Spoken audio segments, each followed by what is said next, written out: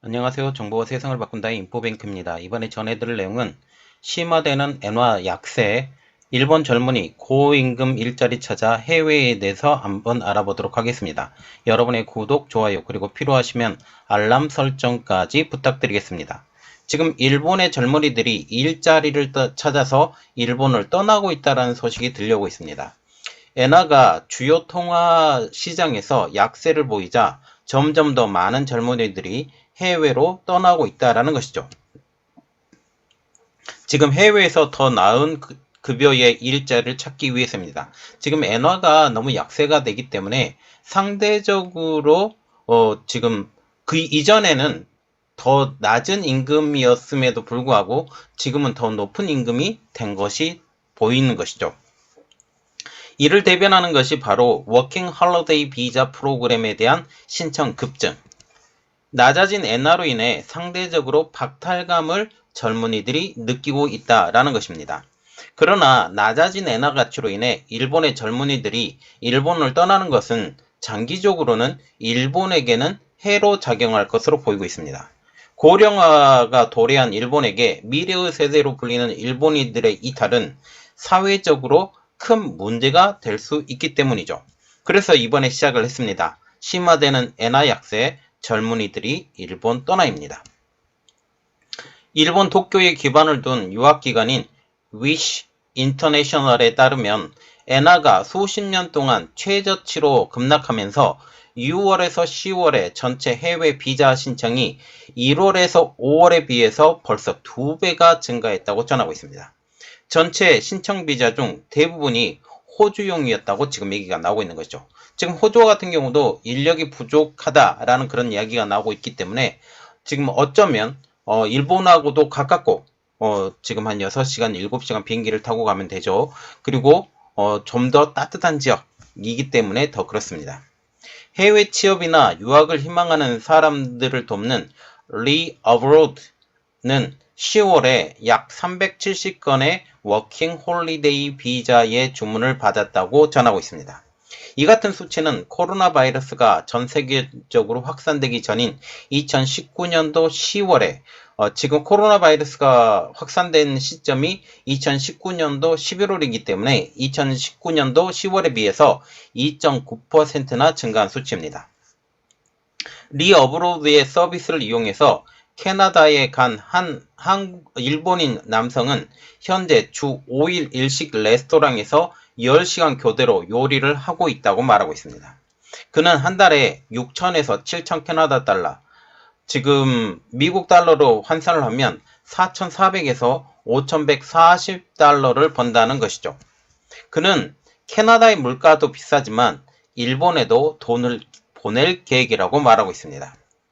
구직 플랫폼인 인디드는 10월 중순 일본의 온라인 해외 구인 검색은 코로나19 팬데믹 이전인 3년 전보다 약 20% 증가했다고 전하고 있습니다.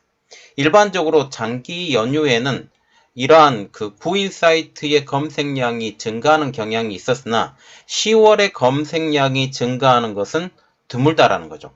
10월 같은 경우는 가을이 시작되는 단계, 가을이 끝 무렵 이렇게 되는데 이 기간에 이러한 해외 구인을 한 것은 좀처럼 드문 일인데 지금 이 좀처럼 드문 일이 일본에서 벌어지고 있다는 것이죠. 그러나 올해는 다르다라는 것이 인디드의 설명입니다. 대부분의 사람들이 미국과 캐나다, 호주의 워킹 홀리데이 일자리를 찾고 있는 것으로 알려지고 있죠. 일부는 해외에서의 아르바이트를 찾는 경우도 있다라는 이란 말도 지금 나오고 있다라는 거죠. 인디드 관계자는 해외 취업에 관심을 가진 사람들이 고도로 숙련된 개인만이 아니다라고 하면서 간호사, 운전사 및 기타 현장 근로자들 사이에서도 더 많은 관심을 보이고 있다라고 밝히고 있습니다. 일본의 젊은이들이 이제 해외로 나가기 시작하면서 해외 기업들도 일본 인력들을 눈여겨보기 시작을 했어요. 일본과 같은 경우는 전체적인 그 학력이 높은 데다가 이러한 숙련도 자체가 좀 높기 때문에 좀 선호하는 경향이 있다라는 거죠. 해외 기업들은 일본의 상대적으로 값싼 인재들에게 눈을 돌리고 있다는 것입니다. 미국의 컨설팅 회사인 멀서에 따르면 7월에서 9월 평균 환율이 달러당 135엔인 것을 기준으로 이것을 2년 전과 비교하면 일본의 하급 근로자의 임금은 달러 기준으로 보면 11%, 관리자의 경우로 보면 5%가량 하산했다고 추산을 하겠습니다. 다시 말하면 달러로 지금 환산을 했을 때, 달러로 지금 페이를 줬을 때 전체적인 일본의 절대임금, 그러니까 상대적인 절대임금이 떨어졌다라는 거죠. 결국 장기적인 엔저가 국제사회에서 일본의 임금을 상대적으로 낮추게 한다는 것입니다. 현재 미국은 점차적으로 임금이 올라가고 있죠. 코로나 사태를 지나면서 해외, 특히 멕시코 및 중남미 지역에서의 유입이 차단이 되면서 인력 부족 현상이 벌어지고 있습니다. 이 때문에 임금 가격은 점차적으로 오르고 있다라는 그런 이야기가 나오고 있고, 실질적으로 미국에서 구인 구직이 굉장히 쉽다라는 말이 나오고 있습니다. 미국에서는 하위 근로자와 관리자의 임금은 모두 16%가량 증가를 했습니다. 엔저의 효과로 일본의 급여 수준은 태국과 같은 신흥경제국의 급여 수준보다 그리 높지 않다라는 게 전문가들의 분석이죠. 국경을 넘어 원격 근무자를 고용하는 데 도움을 주고 있는 미국 기업 딜은 미국의 신생 기업의 경우 일본 노동자에 대한 관심이 급증하고 있다라고 설명을 하고 있습니다. 엔화 가치가 역사적으로 하락하기 전인 3월에서 5월보다 9월에서 12월에 약 60%나 더 많은 일본 국민이 이러한 서비스를 통해서 미국과 그리고 기타 지역 회사에서 일하고 있다라는 것이죠.